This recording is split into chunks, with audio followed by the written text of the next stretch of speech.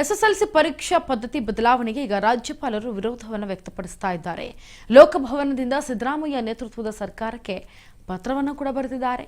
Grading ಅಂದ್ರೆ ನಿರ್ಧಾರ ತಗೊಳ್ಳುವಂತಹ ವಿದ್ಯಾರ್ಥಿ ವಿರೋಧಿ ಅಂತ ರಾಜ್ಯಪಾಲರು ಇದನ್ನು ಹೇಳ್ತಾ ಇದ್ದಾರೆ. ಇನ್ನು ಸಿಎಸ್ ಶಾಲಿನಿ ರಜನೀಶ್ಗೆ ಕಾರ್ಯದರ್ಶಿ ಪ್ರಭುಶಂಕರ್ ತುರ್ತು ಪತ್ರವನ್ನು ಕೂಡ ಬರೆದಿದ್ದಾರೆ.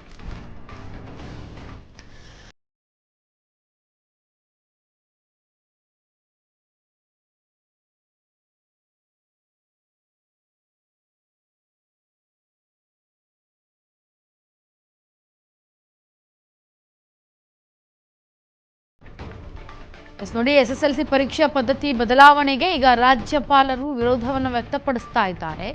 ಇನ್ನು ಏನು ಗ್ರೇಡಿಂಗ್ ಮಾರ್ಕ್ಸ್ ಅಂತ ಕೊಡ್ತಾ ಇದ್ರು, ಈ ನಿರ್ಧಾರವನ್ನ ವಿದ್ಯಾರ್ಥಿ ವಿರೋಧಿ ಅಂತ ನಾವು ಪರಿಗಣಿಸ್ತೇವೆ ಅಂತ ಹೇಳಿ ರಾಜ್ಯಪಾಲರು ಇದನ್ನು ಹೇಳ್ತಾ ಇದ್ದಾರೆ. ಇನ್ನು ಸಿಎಸ್ ಶಾಲಿನಿ ರಜನೀಶ್ಗೆ ಕಾರ್ಯದರ್ಶಿ ಪ್ರಭುಶಂಕರ್ ಅವರು ಕೂಡ ತುರ್ತು ಪತ್ರವನ್ನು ಬರೆದಿದ್ದಾರೆ. ತೃತೀಯ ಭಾಷೆ ನಿರ್ಲಕ್ಷ್ಯ ಬೇಡ ನಮಗೆ, ಆದರೆ ಸರ್ಕಾರಕ್ಕೆ ರಾಜ್ಯಪಾಲರ ಸೂಚನೆ ಇದೆ. ರಾಜ್ಯದಲ್ಲೇ ಮತ್ತೆ ಶುರುವಾಗ್ತಾ ಇದೆ ಈ ಒಂದು ಗವರ್ನರ್ ಮತ್ತೆ ಸರ್ಕಾರದ ಜಟಾಪಟಿ. ಯಾಕೆ ಅಂತಂದರೆ ಗವರ್ನರ್ ಈಗ ಒಂದು ಹೇಳುತ್ತೆ, ಇಲ್ಲ ನಮಗಿದು ಬೇಡ, ಇದು ಗ್ರೇಸಿಂಗ್ ಮಾರ್ಕ್ಸ್ ಬೇಡ, ಕೊಡೋದು ಬೇಡ ವಿದ್ಯಾರ್ಥಿಗಳಿಗೆ ಅಂತ. ಮತ್ತೊಂದು ಕಡೆ ಸರ್ಕಾರ ಹೇಳುತ್ತೆ, ಇಲ್ಲ ಗ್ರೇಸಿಂಗ್ ಮಾರ್ಕ್ಸ್ ಬೇಕು ವಿದ್ಯಾರ್ಥಿಗಳಿಗೆ ಅಂತ ಹೇಳಿ.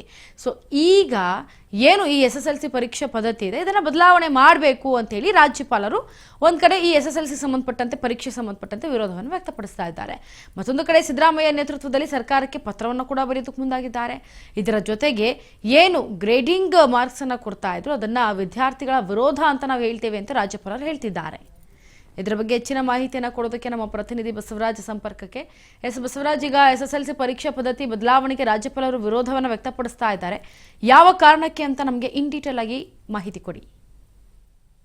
ಇಂಚರ, ಈಗಾಗಲೇ ರಾಜ್ಯ ಸರ್ಕಾರ ಒಂದು ಶಿಕ್ಷಣದ ವ್ಯವಸ್ಥೆಯಲ್ಲಿ ಒಂದು ಮಹತ್ವ ನಿರ್ಧಾರವನ್ನು ಕೂಡ ತೆಗೆದುಕೊಂಡಿದೆ. ಆ ಒಂದು ನಿರ್ಧಾರಕ್ಕೆ ಒಂದಿಷ್ಟು ಆಕ್ಷೇಪಗಳು ಕೂಡ ಪರ ವಿರೋಧ ಕೂಡ ವ್ಯಕ್ತವಾಗ್ತಾ ಇದ್ವು. ಇದೀಗ ರಾಜ್ಯಪಾಲರು ಕೂಡ ಅದಕ್ಕೆ ಆಕ್ಷೇಪಿಸಿ ಸರ್ಕಾರದ ಮುಖ್ಯ ಕಾರ್ಯದರ್ಶಿಗಳಿಗೆ ಪತ್ರವನ್ನು ಕೂಡ ಬರೆದಿರ್ತಕ್ಕಂಥದ್ದು. ಪ್ರಮುಖವಾಗಿ ಎಸ್ಎಲ್ಸಿ ಪರೀಕ್ಷೆಯಲ್ಲಿ ಹಿಂದಿ ಒಂದು ವಿಷಯಕ್ಕೆ ಈಗ ರೂಢಿ ಇರುವಂತೆ ಅದಕ್ಕೂ ಆ ಒಂದು ವಿಷಯಕ್ಕೂ ಕೂಡ ಮಾರ್ಕ್ಸ್ ಇತ್ತು.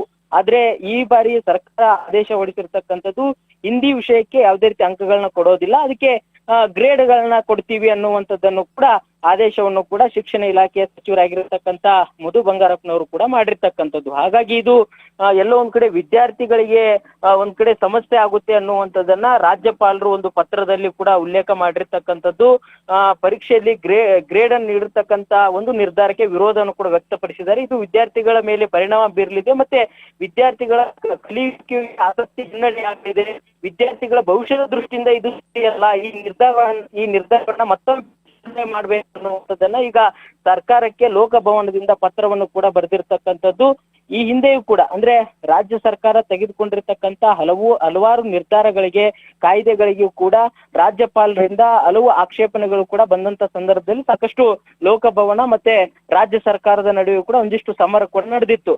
ಇದೀಗ ಹಿಂದಿ ಭಾಷೆಯೂ ಕೂಡ ಏನು ಹಿಂದಿ ವಿಷಯಕ್ಕೂ ಕೂಡ ಅಂಕಗಳನ್ನ ಏನ್ ಕಡಿತ ಮಾಡ್ಲಿಕ್ಕೆ ರಾಜ್ಯ ಸರ್ಕಾರ ಮುಂದಾಗಿದೆ.